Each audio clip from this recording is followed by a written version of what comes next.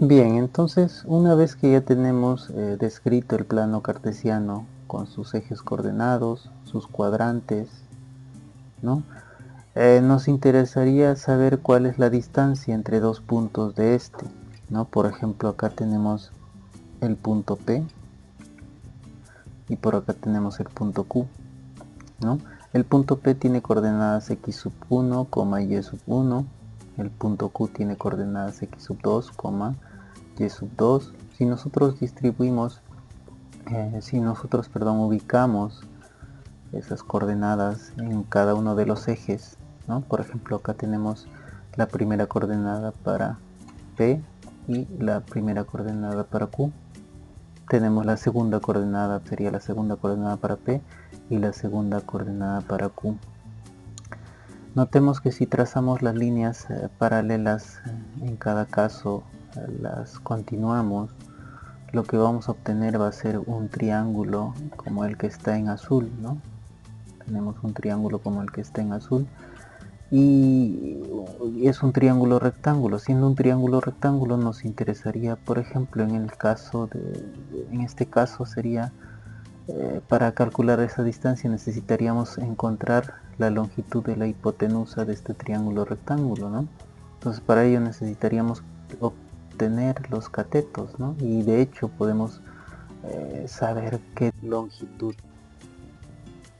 tiene este cateto que está horizontal y qué longitud tiene este otro cateto, ¿no? Que está de modo, acá voy a colocarlo en otro color, ¿no? De modo vertical, ¿no? El cateto que está horizontal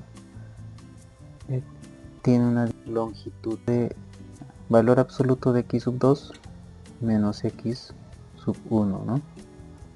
Por otro lado, el cateto que es vertical tiene una longitud de valor absoluto de y sub 2 menos y sub 1, ¿no?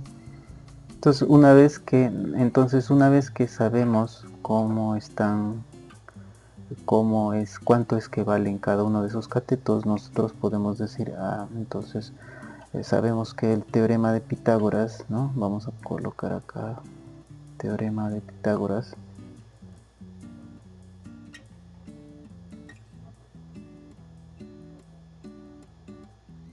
que dice, ¿no? Que la hipotenusa, en este caso, la distancia entre P y Q, lo vamos a denotar de esa manera, es elevado al cuadrado, ¿no? Ese valor, el valor de la hipotenusa elevado al cuadrado es igual a la suma de los cuadrados de los catetos, ¿cierto?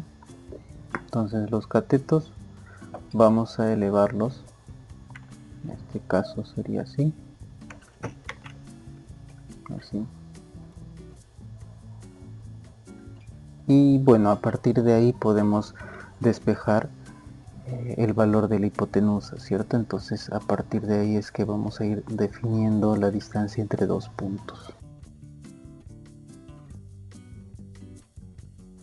Bien, entonces como ya habíamos visto la distancia entre dos puntos P y Q, cuyas coordenadas en el caso de P es x1, y1 y en el caso de Q es x sub 2, y sub 2, ¿no? Definimos entonces la distancia, ¿no?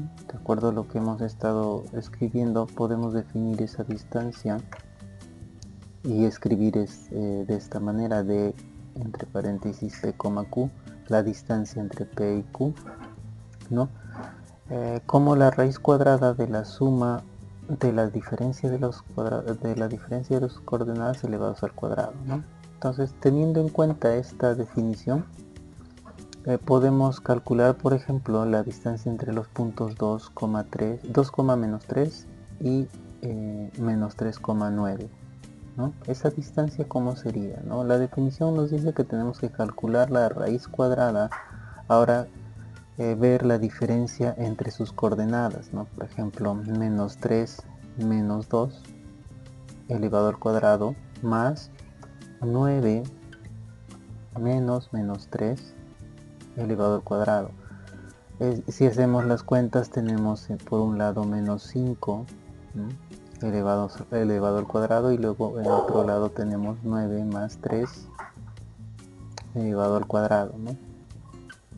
Finalmente tendríamos que hacer los cálculos. Haciendo los cálculos vamos a tener que esta distancia va a ser igual a 13, ¿no? De las propiedades más elementales que tiene la distancia, ¿no? A partir de su definición se puede decir que la distancia entre dos puntos es siempre mayor o igual que 0, ¿no? Y es que la raíz cuadrada de todo número real, positivo, bueno, o mayor o igual que 0 siempre es mayor o igual que 0, ¿cierto? Ahora, ¿qué otra de las propiedades se va a cumplir? Que si tenemos dos puntos del plano, entonces cuya distancia sea 0, ¿no? Tenemos dos puntos del plano, y si la distancia entre estos dos puntos es 0, ¿no? ¿Qué quiere decir, no? Que estos puntos van a tener que coincidir, ¿no? Deben coincidir esos puntos, es lo que dice la siguiente propiedad. Y eso se va a dar, si los dos puntos coinciden, entonces su distancia es 0, y viceversa. Si su distancia es 0, si la distancia entre dos puntos es 0, entonces esos puntos deben coincidir. Finalmente tenemos otras dos propiedades que dice que la distancia desde P hasta Q es la misma que la distancia de Q hasta P, ¿cierto?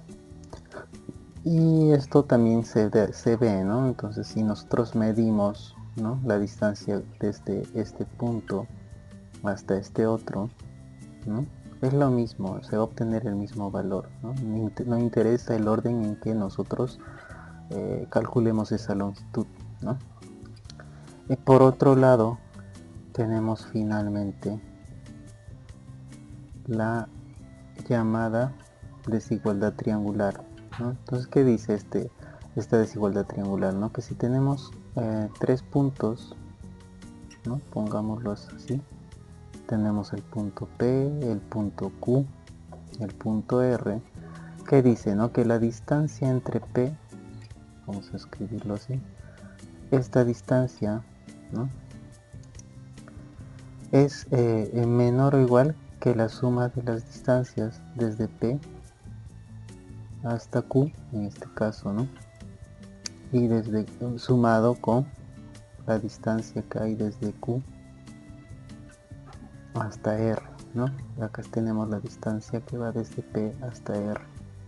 Entonces, es por eso, debido a la interpretación geométrica que podemos tener acá, es que tenemos que esta es llamada desigualdad triangular. Voy a colocar acá desigualdad triangular.